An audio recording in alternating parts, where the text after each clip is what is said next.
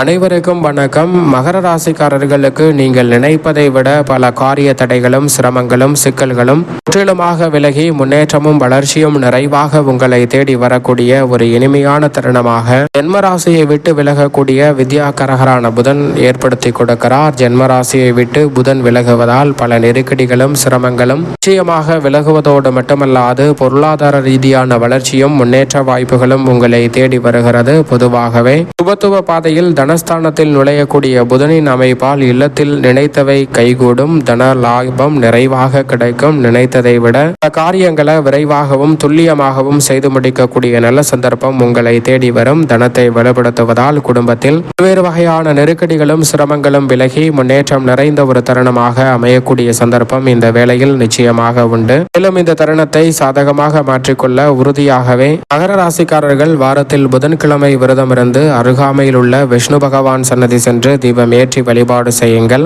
தடைகள் அனைத்தும் விலகி உங்களுடைய வாழ்வில் மகிழ்ச்சி நிறைவாக அமையக்கூடிய முதன்மையான சந்தர்ப்பம் கிடைக்கும்.